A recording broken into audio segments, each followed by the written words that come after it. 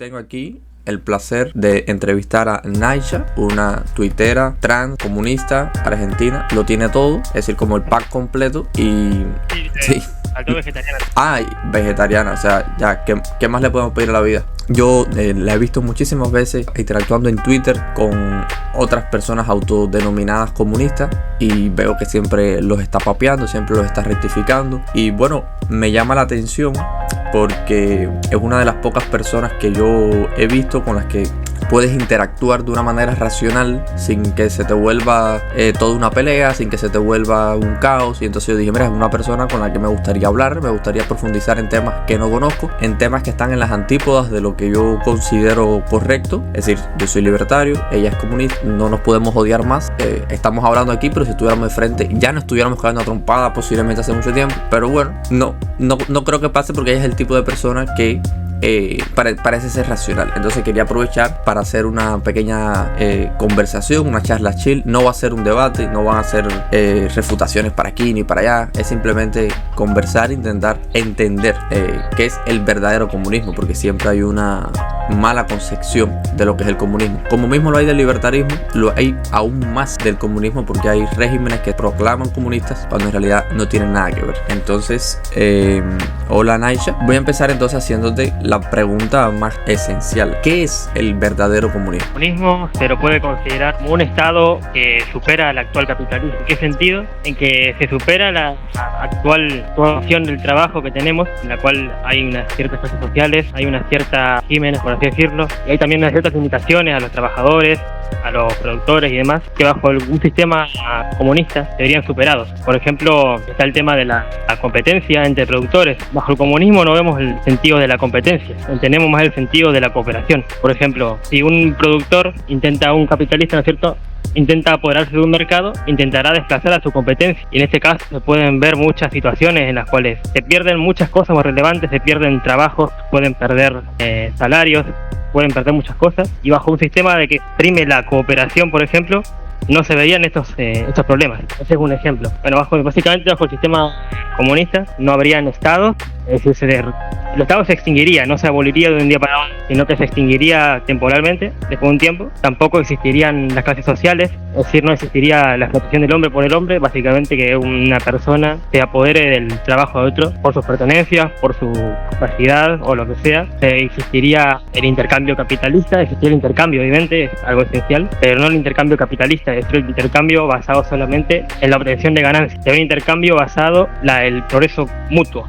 Es decir, bueno, eso básicamente una forma recontra general de lo que sería una sociedad comunista, una sociedad en la que no hay divisiones raciales, étnicas, políticas, por así decirlo, muy graves. Siempre va a haber divisiones de algún tipo, pero no van a ser divisiones antagónicas, es decir, no van a haber guerras entre naciones o algo así, porque esas divisiones se verían superadas ampliamente por un sistema que sería mucho más efectivo. Se dejarían de lado muchísimas cosas que a día de hoy vemos, y eso sería básicamente la idea general o el objetivo final al que aspiramos. Bajo esa definición, que incluye la ausencia de Estado, sería un anarcocomunismo, aunque a lo mejor es una redundancia. Países como, vamos a decir que la izquierda internacional, los zurdos empobrecedores, le gusta llamarles regímenes comunistas, países como Cuba, como China, como Corea. ¿Cuál es tu opinión de esos países? Estos países tienen unas características muy propias y muy diferenciadas entre sí. Por ejemplo, no es para nada parecido Cuba, China, lo podemos ver simplemente entrando a Google Maps, evidentemente. Y también hay que ver cómo se desarrolló cada país y qué perspectivas empezaron o qué perspectivas siguieron. Por ejemplo, Cuba, el caso social de Cuba, un país que tras la revolución fue gobernado por una élite política que se apoderó de las ansias del pueblo, ¿no es cierto?, de un cambio, y en vez de hacer un cambio esencial en la manera productiva, en la manera del intercambio social, ¿no es cierto?, lo que hizo fue simplemente reemplazar la explotación capitalista por la explotación burocrática, es decir, no se reemplazó realmente el modo de producción. Por ejemplo, ¿cómo podemos saber que Cuba no es socialista? Simplemente preguntándole a un cubano si, por ejemplo, puede decidir, en base, con sus compañeros de trabajo y demás, si pueden decidir cuántas horas van a trabajar, cuántos salarios van a ganar, cuánto van a producir o cuánto no van a producir. Un cubano evidentemente no puede decidir eso lo decide el Estado. Si lo deciden desde arriba, no lo decide el pueblo. Y bueno, básicamente en esa base ya podemos saber que Cuba está bastante lejos del socialismo. Después tenemos otros casos como Vietnam, que mezclaron bastante bien las cosas, yo qué sé, tampoco lo voy a cuestionar demasiado. Otros como Corea del Norte, que ya bueno, ya es bastante más autoritario, ¿no es cierto? Ahí ya directamente no sabría dónde se supone que estaría el marxismo ahí. Si literalmente la doctrina Juche, que es la que siguen en Corea del Norte, rechaza el materialismo dialéctico, rechaza toda forma de teoría marxista. Directamente lo rechazaron todo eso. De hecho lo dicen ellos mismos. Y también está China, lo cual básicamente yo a China considero que son marxistas, pero que no son comunistas. ¿Por qué digo esto? Porque yo creo que los chinos leyeron a Marx, a Lenin, a Mao, los entendieron perfectamente e hicieron todo lo contrario que ellos querían hacer. Es decir, ellos estaban leyendo, ¿no es cierto?, sobre explotación capitalista y que dijeron, bueno, vamos a mandarle por ahí. Y bueno, al final les salió bastante bien, ¿no? No tienen nada que ver con nosotros, pero les salió bien igual, hay que reconocerlo. Eso sí. Cuba, por ejemplo, no es que ver con nosotros. Literalmente Cuba mandó militares a países como Somalia, como Eritrea, a aplastar a revolucionarios. China también financia al Estado filipino en su guerra contra los maoístas, es decir, son países que están totalmente alejados del comunismo. Pudiésemos hablar de un nuevo sistema de explotación donde el capitalista es sustituido por el burócrata. Es exactamente la misma relación, o incluso peor. Sí, es peor porque es un monopolio, al menos los capitalistas suelen competir entre ellos. Cuando el Estado no le creas monopolio o oligopolio, pero el Estado es un gran monopolio indiscutible y los abusos son extremos. Aparte está el tema de las guerras y estas cosas que evidentemente el capitalista por sí mismo no puede sin ayuda del Estado. Entonces en ese sentido creo que comunistas y libertarios entendemos que es peor, o en nuestro caso que es lo malo, el Estado. Pero ahora me surge una pregunta a raíz de esto, la cuestión de los burócratas, ¿no? Si las personas quieren organizarse a gran escala, parece complicado que no lo hagan de una forma jerarquizada, por así decirlo,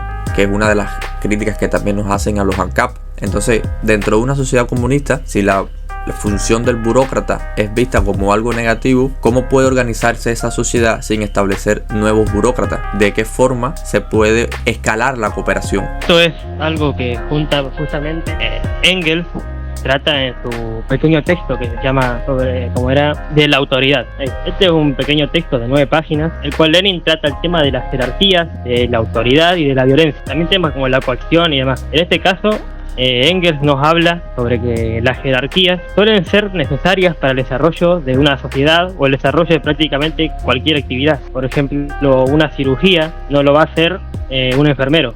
Una cirugía lo va a hacer un médico especializado en cirugía. Así se van jerarquizando ciertos niveles para que cada persona realice las cosas en base a lo que tiene una capacidad para analizar, para realizar y lo que sea. Pero ¿qué pasa? Según Engels, en el comunismo podrían seguir existiendo algunas jerarquías, pero estas jerarquías no tendrían un monopolio de la fuerza. Es decir, no es como que el líder de, yo qué sé, por ejemplo, los líderes de la comuna a 24 de Somalia se les antoja pudieran invadir o conquistar, yo que sé, la comuna 84 en Buenos Aires, por así decirlo, una especie rarísima de conflicto. No podrían porque no tendrían el aparato de la fuerza del Estado mundial en este caso, o de la organización mundial, como le quieran llamar en este momento, del ejército. Primero que todo porque los ejércitos por sí estarían bastante diferentes. Sería bastante diferente como son ahora y un montón de cosas más. Pero estas jerarquías, ¿no es cierto?, seguirían existiendo en cierta medida, pero no en la forma actual, no serían unas jerarquías que se impongan contra el pueblo, sino que serían jerarquías que vienen en base a puramente las capacidades de cada individuo. Por ejemplo, yo no podría hablar de temas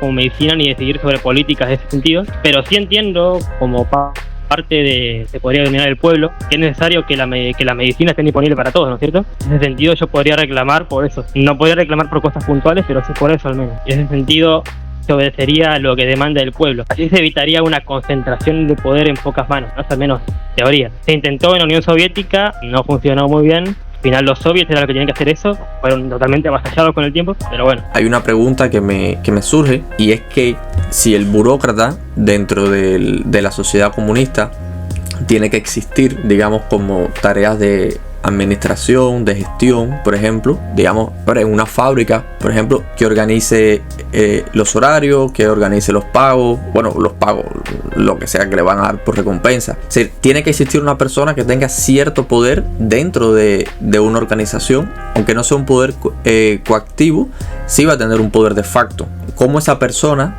llega al poder, quién se lo otorga, quién se lo puede remover, qué méritos hace para llegar a esa situación dentro de una sociedad comunista. Sí, esto es algo interesante porque es justamente lo que pasó en la Alemania democrática después de que los nazis fueron derrotados, y en esta parte de Alemania se expropiaron a los grandes oligarcas nazis, aniquilaron a varios, y por ejemplo había muchos empresarios alemanes, ¿no es cierto?, que tenían pequeñas fábricas que, si bien fueron depuestos de su puesto de capitalista, ¿no es cierto?, quedaron igualmente como administradores. En este caso percibieron un salario igual que los demás. En este caso, esto se mediría simplemente por el mérito, por cómo se desarrolla cada sociedad. Es decir, si bien no habría una competencia como tal entre productores, evidentemente no, voy a decir, habría una cierta competencia, midiendo obviamente simplemente la producción neta, ¿no es cierto?, de cada empresa o cada compañía, lo que sea, pero no sería una competencia a muerte, ¿no es cierto?, no sería una competencia por destruir, sino que sería una simple forma de medir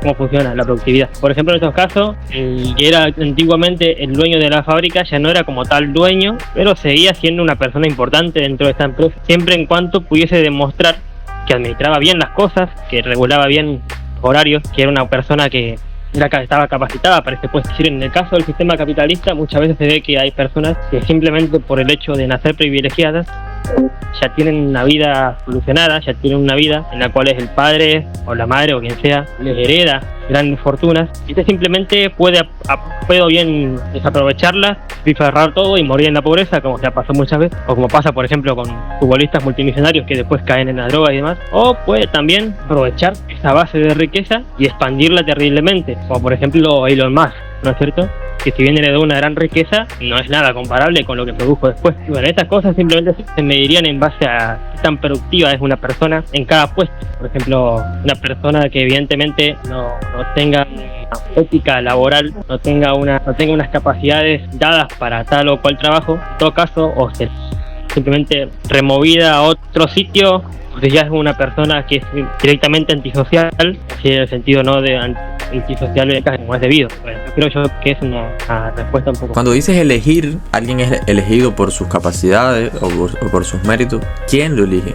O sea, ¿hay una organización central o es dentro de cada empresa, dentro de cada comuna? ¿Quién es el que designa los puestos? En el caso de una sociedad que acaba de tener una revolución, ¿no es cierto?, y que acaba de tomar el poder, hay un poder que está centralizado porque hay unas condiciones que así lo demandan. Por ejemplo, en el caso de Alemania democrática en aquel momento, tenía muchos problemas con un montón de problemas ideológicos, políticos y económicos. Evidentemente estas cosas, si bien no las decidía, por así decirlo, la Unión Soviética, sí lo decidían ciertas partes del ejército soviético y de algunos alemanes que estaban por ahí y que iban decidiendo algunas cosas.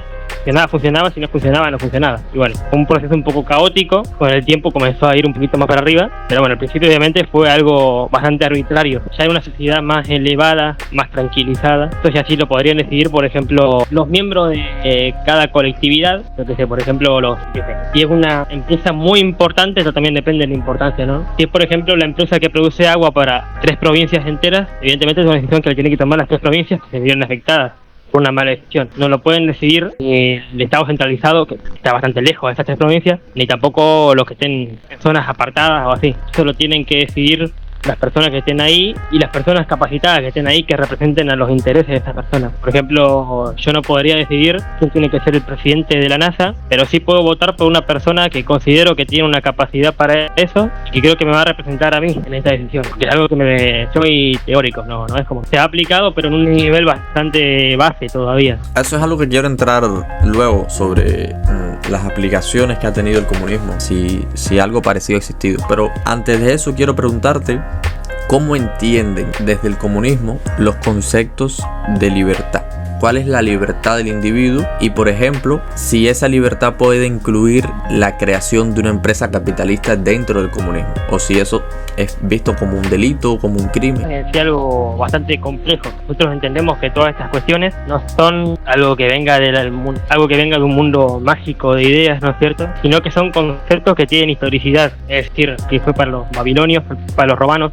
Es decir, un concepto que varía mucho con el tiempo y que es en sí algo bastante abstracto, por así decirlo. Pero no por eso poco importante. La libertad es algo que, si bien no se puede definir en un solo concepto, cuando no se la tiene es evidente. El que está preso sabe que no está en libertad, o el que está en una dictadura sabe que no está en una democracia. Tampoco es que sea igual tremenda libertad la democracia, ¿no? Pero es un poquito menos opresora, aunque sea. Y bueno, eso evidentemente es algo que se siente. Y bueno, es muy general lo que estoy diciendo, pero en sí el concepto de libertad complicado, pero lo podemos entender como la libre capacidad de cada persona, es decir, la capacidad para tomar ciertas decisiones dentro de un marco moral o ético o social en el cual no se vea afectada los intereses o la integridad de las otras personas o del medio ambiente o del universo.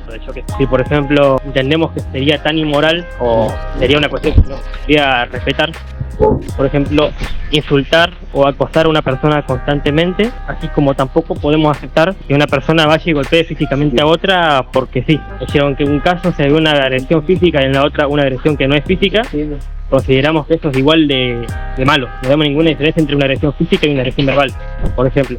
Es una cuestión que es más complicada, obviamente. No tenemos el concepto del principio de no agresión, sino tenemos un concepto totalmente único en el cual basarnos, pero es una norma general. Muchas veces se han guiado por cuestiones como el sentido común de la época o cuestiones como lo que Armesilla, nosotros Santiago Armesilla llama el materialismo político, y que básicamente la moral no existe y depende de lo que decida el político de aquel turno, lo cual también lo considero una aberración. Pero bueno, otras cuestiones como por ejemplo formar una empresa capitalista que no es capitalista, es como formar por ejemplo una finca de esclavos en Massachusetts. Entonces podía, ahora no. Hay unas ciertas normas sociales, hay unas ciertas que ya no existirían y que ya volverían incapaz a una empresa capitalista de sobrevivir en un mundo comunista. Por esa simple razón no existiría. Pero en el posible caso de que a alguien se le ocurra, simplemente dudo que pasara a algo muy negativo, ¿no? En las primeras etapas del socialismo existe todavía la producción capitalista, pero ya en las próximas etapas es algo que en general se consideraría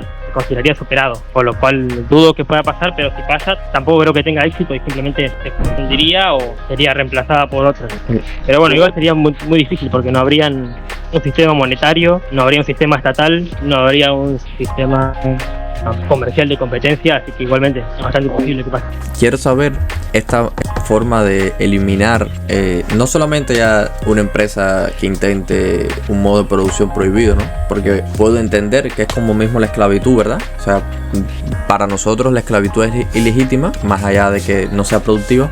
Para ustedes el trabajo asalariado también. Entonces mi pregunta es, ¿cómo se combate el crimen? ¿Cómo se lucha contra el delito dentro de una sociedad comunista, asumiendo que ya existen unas normas éticas que todo el mundo comparte o que también se deben establecer legalmente? Es decir, hay un órgano de seguridad, hay una protección nacional, las protecciones son por comuna. ¿Cómo es la cuestión de la seguridad y cómo se garantiza la integridad de los comunistas dentro de su comuna? Esta es una cuestión que también muchos anarquistas, no anarcocapitalistas, le critican a los anarcocapitalistas, ¿no es cierto? Que por ejemplo quieren eliminar el Estado pero quieren policía. Bueno, yo qué sé, capaz que queremos simplemente tener seguridad, ¿no? Y bueno, simplemente dicen que eso sería un Estado con pasos extra. Posiblemente sí, yo qué sé, bajo el comunismo igualmente existiría la policía. La diferencia es que la policía o la milicia no sería una milicia dirigida por el Estado directamente, sino que en cierta forma todos seríamos militares, porque el servicio militar sería para todos los ciudadanos que tengan la capacidad de ejercerlo. Y bueno, en ese sentido, habrían, por ejemplo,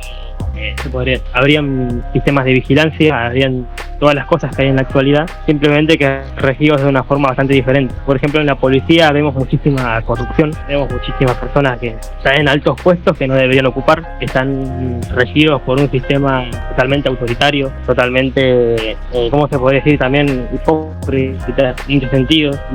Pero sí se buscarían otras formas de proteger, ya sea mediante milicianos, por ejemplo con guardias. Yo tengo guardia privada en la esquina de mi casa, por ejemplo, y no pasa nada acá por porque está el guardia ahí siempre. Bueno, eso ya es bastante importante. Esas cosas podrían suceder igualmente sin que pase en el sistema privado. No me quejo del sistema privado en este caso para nada. Y bueno, habrían cosas así, ¿no es cierto? Después hay otros casos más extremos de cómo solucionaríamos, por ejemplo, el problema del narcotráfico. Por ejemplo, de Ecuador o El Salvador o la propia Albania antes de que llegue Inverhox. En este caso, la solución fue siempre bastante autoritaria.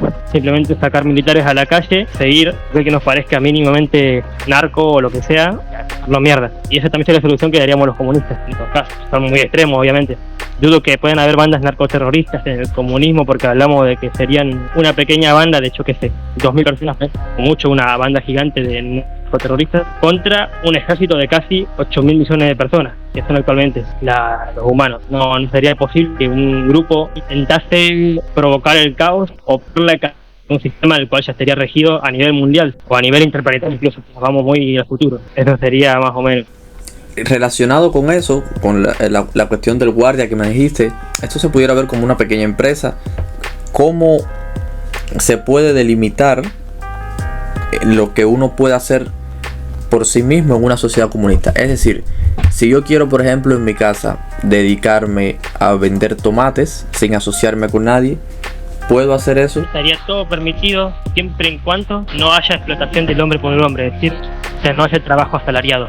Una persona, por ejemplo, si quiere, puede cultivar lo que quiera en su casa, porque básicamente el terreno, que sería un bien social, esto también, la tierra no sería un bien privado, sino un bien social, también es otra cuestión. Y tendría permitido hacer todo lo que quiera hacer dentro de unos límites, obviamente marcados por cuestiones ecológicas, cuestiones sociales, cuestiones morales. Por ejemplo, una persona no podría, descubre algún mineral raro en el piso de su casa, o por ejemplo, si quiere hacer fracking en su casa, no podría hacer eso porque afectaría no solamente a su casa y al espacio en particular, sino que afectaría a áreas circundantes, afectaría a la naturaleza, afectaría el desarrollo en general de esa comunidad, que no podrían hacer ciertas cosas dentro de su propiedad. Podrían ser, por ejemplo, cosas que no afecten negativamente a los demás. Por ejemplo, una persona quiere, tener pollos porque le gusta tener pollos, le gustan los huevos y le gusta el carne de pollo, perfectamente lo puede tener.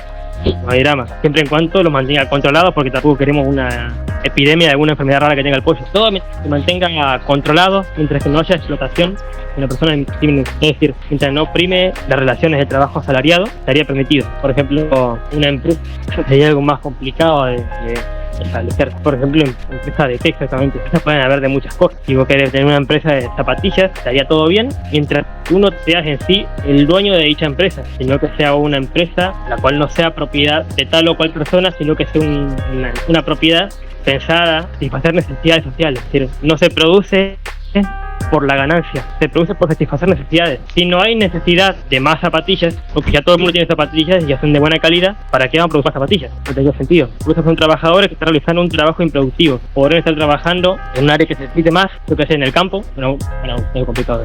Podrían trabajar en otra empresa de otra cosa más importante en ese momento, y en vez de eso está trabajando en esto. Entonces, ¿qué utilidad tiene? No tendría una utilidad racional, por ende no tendría una razón de ser dicha empresa.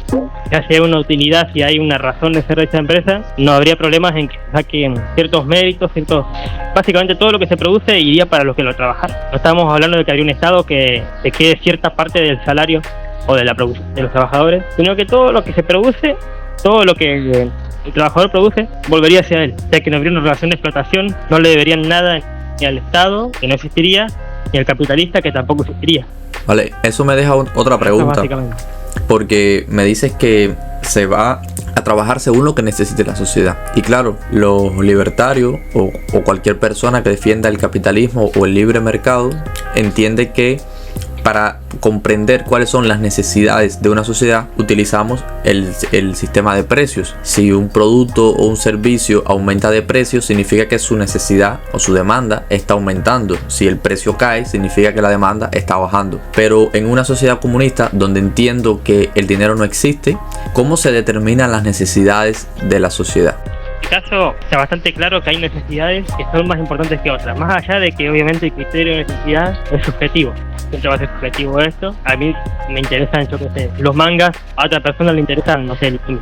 Evidentemente esto depende de gustos, son necesidades de nivel terciario o cuaternario incluso. Pero ¿qué pasa? Hay necesidades que son mera necesidad, por ejemplo, vivienda, comida, agua, net.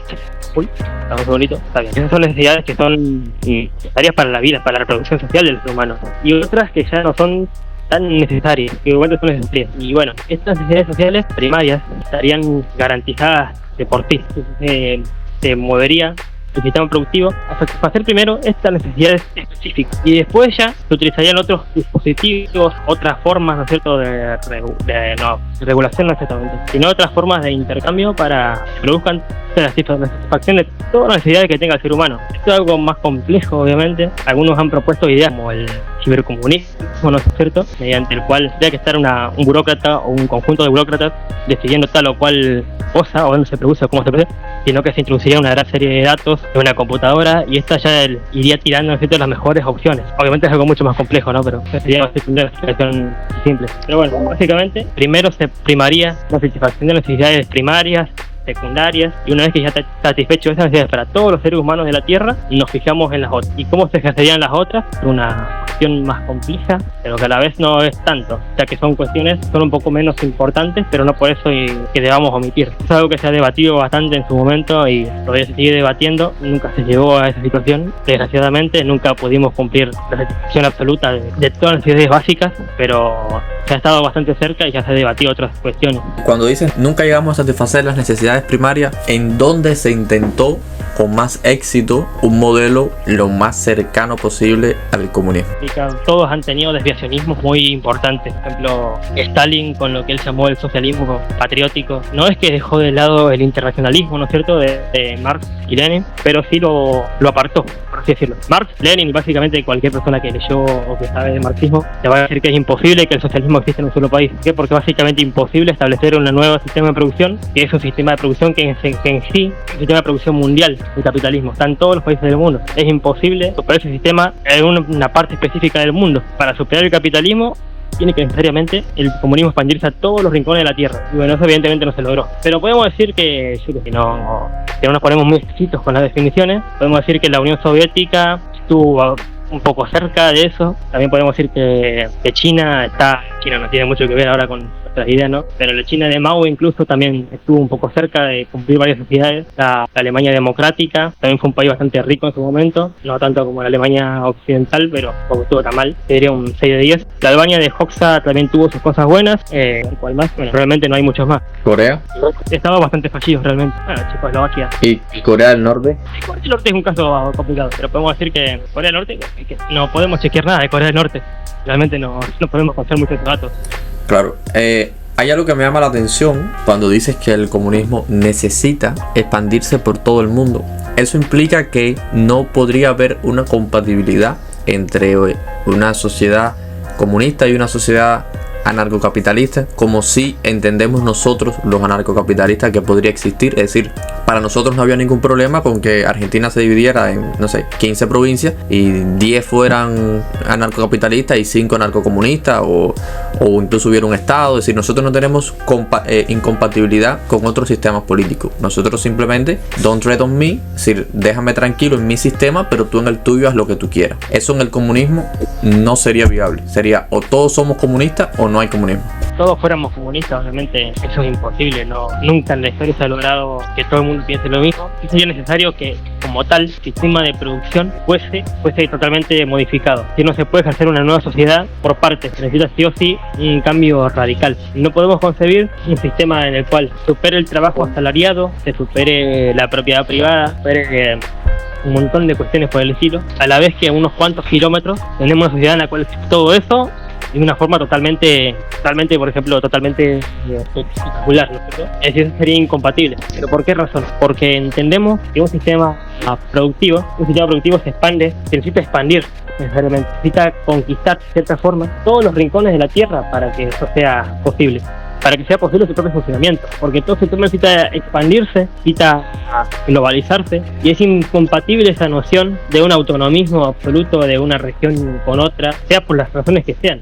mucho menos por razones ideológicas. Si de por sí consideramos que es imposible un autonomismo basado en religión, basado en raza, basado en etnia, mucho menos lo va a hacer por una cuestión mucho menos relevante como lo es la política. Sería totalmente imposible. No solamente porque sería insostenible, sino porque las propias fuerzas de la producción te empujarían a que no fuese posible. Por ejemplo, es imposible, yo que desde que mi provincia, que Chaco, sea comunista de un día para el otro, porque simplemente las fuerzas productivas del capitalismo no lo permitirían. Sería imposible que una sociedad comunista sobreviva a una sociedad capitalista. Y también consideramos que a ver, cuando dices que las fuerzas capitalistas no lo permitirían, ¿a qué te refieres? ¿Cómo el capitalismo impide que el comunismo ya no se establezca, sino que prospere y se mantenga aquí? Tanto la guerra, modo más habitual por el cual se ha pedido la llegada del comunismo, o también tenemos simplemente las fuerzas productivas. Sería imposible que una sociedad intente establecerse sin un Estado, sin una economía basada en el sistema bancario, sin propiedad privada, sin intercambio comercial basado en el sistema de ganancia. Sería eso totalmente incompatible con el sistema actual. Simplemente caería sospechosos. Sería incompatible con la realidad, que la realidad simplemente lo impulsa de una forma que no le es propia. Y eso también sería incompatible, sería tan incompatible la existencia del comunismo, el sistema capitalista, como la existencia del capitalismo, el sistema comunista. No sería imposible mantener la propiedad privada en una región, en un mundo en sí que se ha dejado de existir la propiedad privada. Sería incompatible con la realidad, así como también será en su momento, digamos, incompatible el comunismo con el próximo sistema que llegue, ya cual será, si quien lo verá, si veremos si quiere el comunismo, pero no, creo que sí. Claro, entonces tú piensas que por un problema, vamos a decir, teórico, un sistema tendería a ceder ante el otro, porque sería incompatible. Ahora, ¿no crees que esa superioridad que el capitalismo tiene sobre el comunismo, más allá de la guerra, porque todos los regímenes comunistas no fueron destruidos por la guerra? Por ejemplo, China no tuvo guerra, Vietnam, después que la ganó, no tuvo guerra, Corea del Norte no la ha tenido, Cuba no la ha tenido, a pesar de que tiene un embargo que es más simbólico que otra cosa. Incluso la Unión Soviética, con su gran carrera armamentística, que podría decirse que afectó, igual no tuvo una guerra como tal. Sin embargo, se nota que su modo de producción se quedaba rezagado con respecto al resto de la sociedad. Incluso yo creo que el ejemplo más obvio es China, que desde el momento en que abandonó parcialmente su modo de producción socialista y privatizó y permitió cierta libertad de mercado, enseguida el país cambió de forma radical. Entonces, aquí, ¿tú crees que esto es una superioridad de la capacidad productiva del modo de producción? ¿O crees que es que el comunismo no es tan eficiente como podría ser si se acaba el capitalismo? Es decir, a ver, para que se me entienda la pregunta, ¿es que el comunismo es menos productivo que el capitalismo, o que el comunismo no es tan productivo como podría ser porque existe o coexiste junto al capitalismo? Bastante clara, ¿no es cierto? Porque al fin y al cabo es la base de la cuestión, ¿no? Si es productivo o no, si funciona o no. Si no funciona, no tendría razón de estar acá, ¿no? Si no funciona, digo. Así que yo considero que no es que sea un sistema menos productivo, sino que es un sistema que tiene muchas limitaciones. Es decir, un sistema socialista tiene muchísimas limitaciones en un panorama internacional capitalista. Por esa razón, no puede dejar de lado inmediatamente el sistema capitalista. Es decir, no puede abolir inmediatamente el sistema salariado. Ningún país socialista abolió el sistema salariado, lo mantuvieron de otra forma nada más. Ningún país comunista o socialista abolió el Estado, ni abolieron la moneda, ni nada de eso. ¿Y qué pasa? En estos casos, si bien se pudo ver grandes progresos en muchos países, progresos que eran absolutamente increíbles en aquella época, por ejemplo, Rusia pasó de tener casi un 80% de analfabetismo a literalmente cero en unos años. Lo mismo con Vietnam, lo mismo con muchos otros países. También la producción industrial fue enorme en la mayoría de estos países. Países se recuperaron de la Segunda Guerra Mundial a pasos agigantados. Hizo que la Unión Soviética, siempre fue un país mucho más pobre que Estados Unidos en cuanto a producción total, sea por gran carrera, ¿no es cierto?, imperialista y demás. Y bueno, básicamente esta cuestión. No es que el comunismo sea menos productivo, sino que se ve muy limitado por las relaciones de producción existentes, por las relaciones del capital y trabajo, también por la cuestión internacional. No pueden dejar de lado muchísimas prácticas que podrían ayudar a progresar, ¿verdad? Es decir, no pueden dejar de lado el Estado. ¿Por qué una sociedad socialista no puede dejar de lado el Estado? Muy simple, porque en cuanto vayan a abolir el Estado y vayan a abolir las las jerarquías de poder y demás, inmediatamente viene el ejército invasor y chau tu país. Es decir, es imposible mantener una sociedad socialista que ha tenido una revolución reciente, o así decirlo, sin un Estado, sin una policía, sin militares armados y demás. Como también estas cuestiones limitan muchísimo la capacidad del país, porque se centra mucho más en la defensa, se centra mucho más en el control de la población y terminan siendo países que se terminan desviando muchísimo de las cuestiones del marxismo o del avance del comunismo. Por ejemplo, Corea del Norte es básicamente un país cuya toda su planificación urbana está desarrollada para la guerra. Una guerra que es mítica porque nunca va a llegar. A Estados Unidos no le conviene que exista Corea del Norte. Corea del Norte es como la muestra del fracaso del comunismo. Es decir, no la van a invadir nunca. No tiene sentido. Lo mismo con Cuba. Nunca van a invadir Cuba. ¿Por qué lo harían? No tiene sentido. Pero bueno, es una cuestión así de simple. No pueden hacer muchísimas cosas que sí podrían hacer en el caso de que la sociedad en su conjunto comience a cambiar. En este caso ya se podría denotar un crecimiento muchísimo mayor, porque como ya dije, sería un sistema cooperativo, no competitivo. Por ejemplo, se ven muchos casos de empresas privadas que compitiendo entre sí se esconde información, se difunden información falsa, se termina obstruyendo el propio mercado, se intervienen intereses políticos, intervienen los estados. Por ejemplo, cuando metieron, creo que a la hija o a la prima, no sé qué, del de Huawei y algo así era, en Canadá, y no sé por qué pasó. Bueno, cosas así terminan pasando. Y eso sería una situación que no existiría en una sociedad comunista. ¿Por qué? Por la simple razón de que no se ve por el interés de la ganancia, se ve por el interés de satisfacer las necesidades sociales, por el interés justamente de que las personas puedan cada vez disfrutar de más tiempo libre, tener mayores ganancias, recibir totalmente lo que han, recibir todas las ganancias de lo que han producido, por desarrollarse individual y colectivamente de forma mucho más eficiente. Lo que se busca es siempre la eficiencia.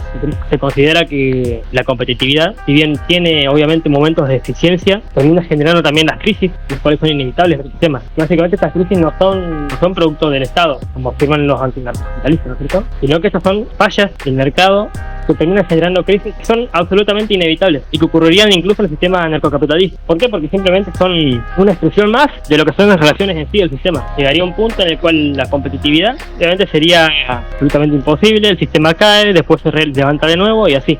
Esto es básicamente una explicación. Para terminar, me gustaría preguntarte por literatura que explique estas cuestiones de cómo sería el comunismo, porque Marx y Engels lo que dejaron fue más una crítica al sistema capitalista y la estructuración de su teoría del valor trabajo, pero como tal no desarrollaron, vamos a decir, una posible sociedad con todas estas organizaciones, todos estos casos hipotéticos que hemos tratado. Entonces, si alguien quisiera interesarse en aprender más sobre cómo sería una sociedad comunista, ¿qué literatura debe consumir? Sobre todo los escritores que se consideran ciertos la izquierda comunista, sobre todo, que es una posición que yo no tengo muy formada, pero por ejemplo pueden intentar leer algunos textos de Amadeo Bordiga, que habla sobre críticas a Stalin, ¿no es cierto?, críticas al modelo soviético, el cómo se desarrolló, el qué es y el qué no es el comunismo. Tiene básicamente en la sección de Marx y Thor, Amadeo Bordiga,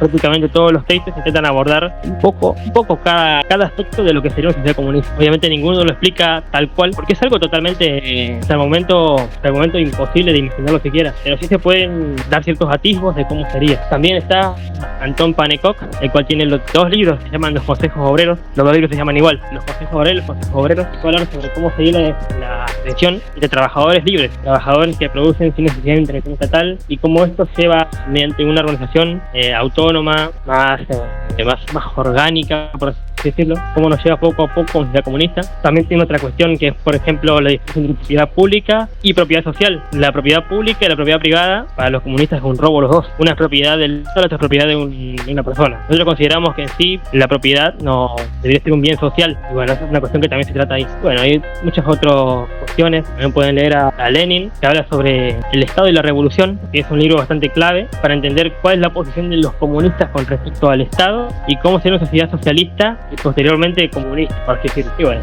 esos serían algunos de los más básicos, y bueno, igualmente hay muchos más que han intentado tratar este tema, pero no se consigue del todo una definición muy clara, porque no es algo en lo que estemos de acuerdo ninguno. Nadie está de acuerdo con cómo se debería llegar. Solamente tenemos unas pequeñas ideas sobre cómo sería un futuro así, pero no es una idea única, tampoco nada de lo que dice acá es una idea única de los comunistas, cada uno piensa cosas distintas, por eso estamos tan divididos siempre. Y bueno, creo que eso es unas recomendaciones así más o menos al azar. Vale, ok. Bueno, Naisha, esta fue una charla bastante constructiva. Había muchas cosas que había hablado con otros comunistas, había otras que no.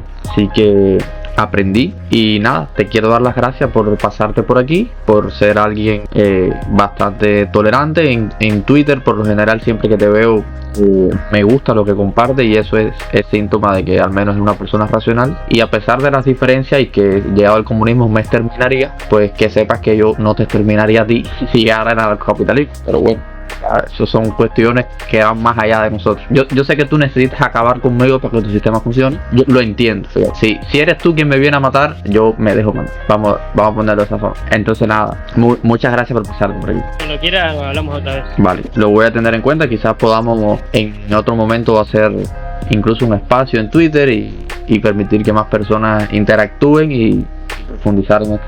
Ok, en cualquier caso, de nuevo, muchas gracias por pasarte por aquí y nada, nos vemos en otra ocasión. Correctorio de que no me bardeen en los comentarios.